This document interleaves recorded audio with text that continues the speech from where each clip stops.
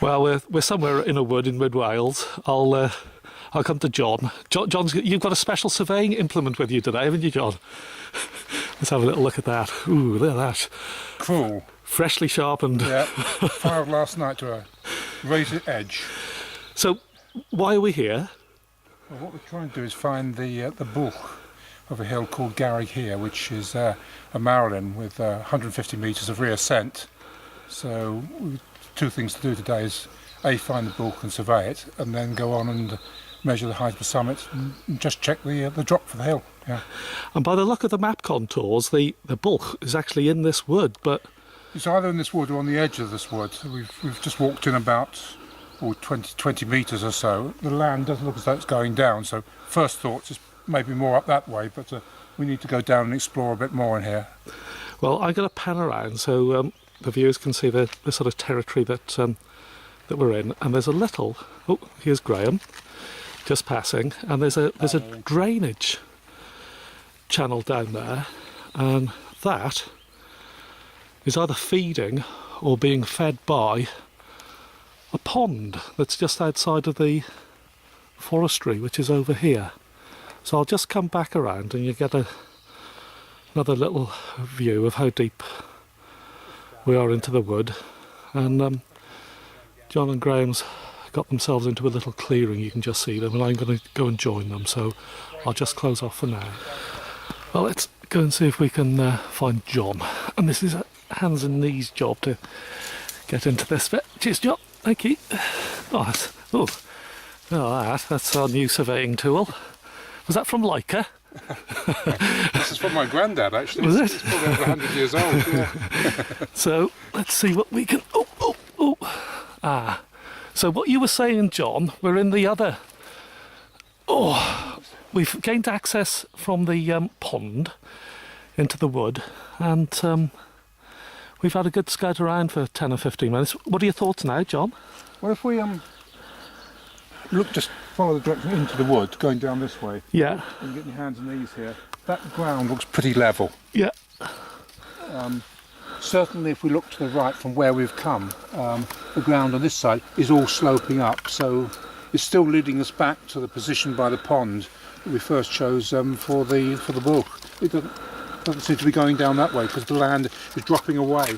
Yeah. So I'm pretty certain it's back where we started. Good. So it might be easier than we first thought, not in the wood but on the side of the wood. You might have thought it would be about 20 metres into the wood, wouldn't you? But yeah. it looks as though that's not the case. It looks like it is on that edge. Yeah. You can see the ground clearly going up in that direction. Yeah. To the edge of the wood. And it's levelish, just slightly going down in that direction. Yeah. So, are we going to try to break through from this direction through to the drainage channel or not? Don't see there's any seem to be going from doing that, is there?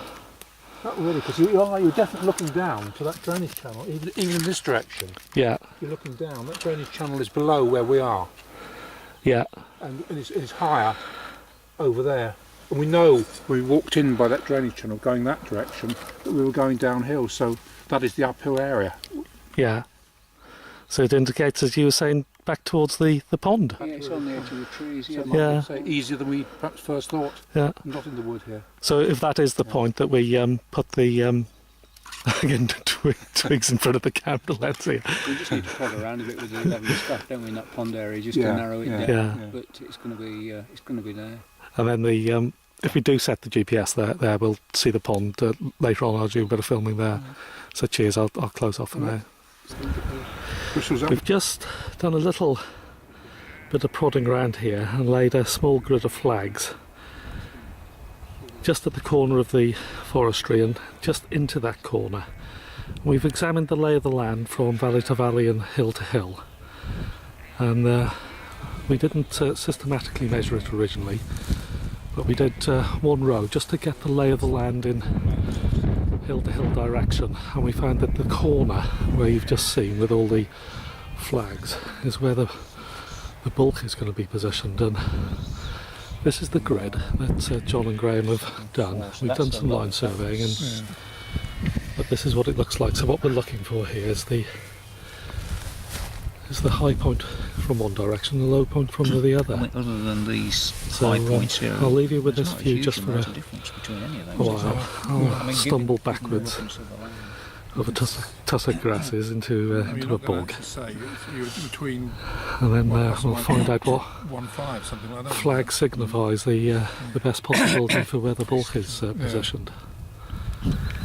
Just in the centre of the picture you can see the Leica 530 GPS all set up, and I'll just pan out just for a moment, put it on the wide angle, and we're still just on the edge of the forestry. Obviously the GPS is out of the conifers. Got a bit of a ditch here that I'm just getting over.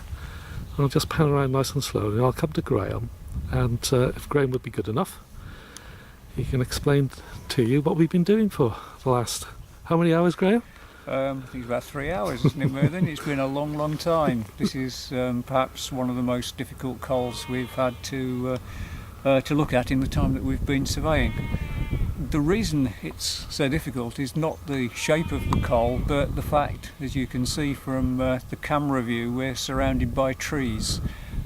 We have forestry which comes up right to the edge of the coal, and so therefore it's very, very difficult indeed to see what is happening to the land inside the forestry.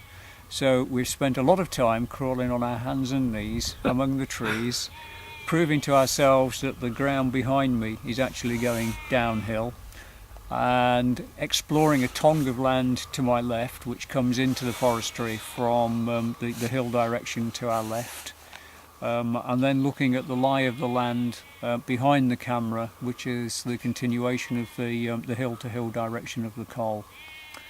We've then looked at the coal-to-coal, at the valley-to-valley direction of the coal, and proved through measurement that a point over by the fence corner that looked to be about the right position was actually lower than the ground that is standing behind the camera at the moment, which finally we've tracked down to be the position of the coal itself.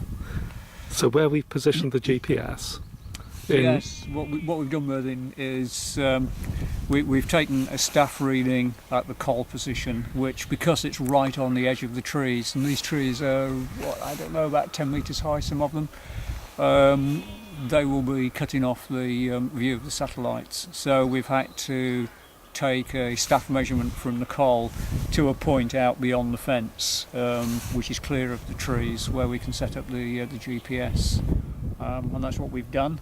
And that point over there is about 1/4 of a metre higher than where we're standing at the moment in the area of the coal. So we need to add that onto the reading when we finally got our GPS reading. So for the day, data collection of about how long? For the coal here, we'll be taking data for an hour. That will give us a result that is accurate to within less than 0.1 of a metre for the for the GPS part of it. But the uncertainty in coal height through surveying here, the terrain of the lie of the land, the terrain itself, it's going to be somewhere in the region of, I guess, about 20 centimetres. And from here we hope to go up to the summit afterwards, don't we? And if we've got time, we will go up to the summit, I hope, and get a reading for the summit height, and then we'll know whether we've retained Marilyns status for Garreg-hir, or whether it will be relegated to Sub-Marilyn. Yeah, well, cheers for that, Graham, for the moment. I'm just going to pan around just to give another sort of view all the way past the conifers, and then, as Graham was saying, we're just on the edge of them here, and you see a fence coming into view now. If I just come over here, it's a little bit breezy, so it may disrupt the audio a tiny bit. But just over the other side of the fence, you've got a pool, and this is one of two. It's not marked on the Explorer map that I've got. And the farmer came over to see us earlier on. We had a good chat with him, and he was saying that they're man-made. So adds to the scenery. It's quite beautiful up here. So I'll just leave you with that view for now.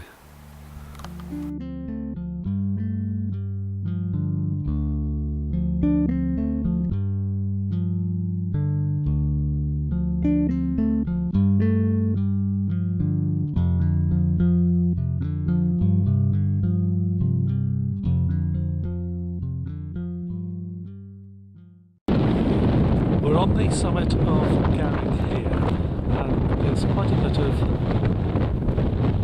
wind, so you may have quite bad audio break up on this, but I'll just give you a view because it's quite a fantastic little summit. John and Graham's just sheltering below. We've come in from the lake, you can see in the background on the left. And if I come up here, we've got the GPS equipment set up. And this is just a little bit higher here than the trig pillar, which you can see in the background, just to the left of the pole in the centre of the screen. So it's only just a few centimetres higher here. I'll just continue around so you see a little bit more of the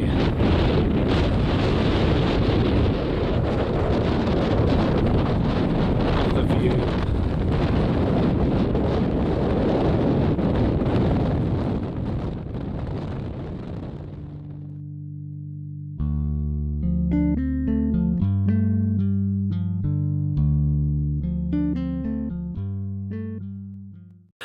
We're just below the summit of Garreg-hir, and I'm with John, and I think John's just going to give some details about what we've done on the summit ridge. Yeah.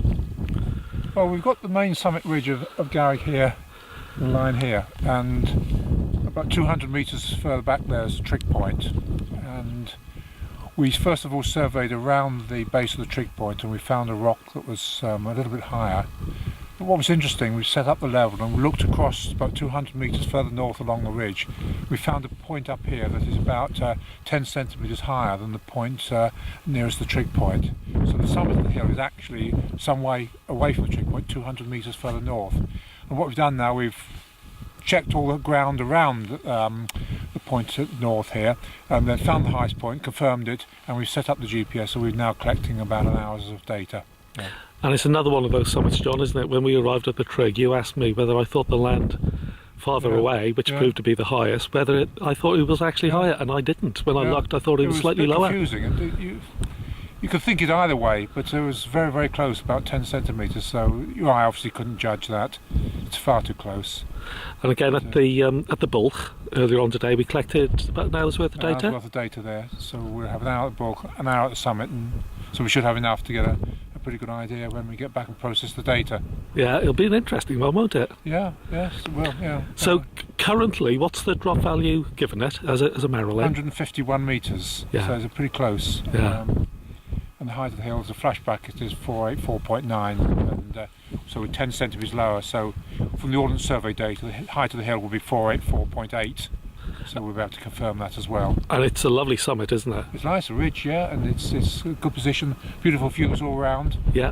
It's very nice, a bit cool. We're sheltered out of the wind here, but on top it's quite breezy. Yeah, well, I've got my new windbreak on the camera, which we've just been laughing at. It's working well. Well, I hope as well. We're probably muffled, John, aren't we? Yeah. You're mumbling away with nobody being able to tell what we're saying. Yeah. So, well, cheers, John. I'm just going to pan around, so Graham's sheltering behind some rocks, and just to give you a little sort of aspect of the summit escarpment. So, cheers, John, for now. Cheers. Thank you. So we're looking up here, and again we'll be looking into the sun. You'll probably see a silhouette on top, and that's Graham. He's just going to check on the GPS. So I'll just do a 360 panorama, so you can get a little bit of inkling of the views that you can get from Garreg-hir. Well recommended, lovely, lovely hill. And this is the one where John was, and he's gone. I'll just leave you a view of John. He's going up to John Graham, I think, so I'll just close off for now.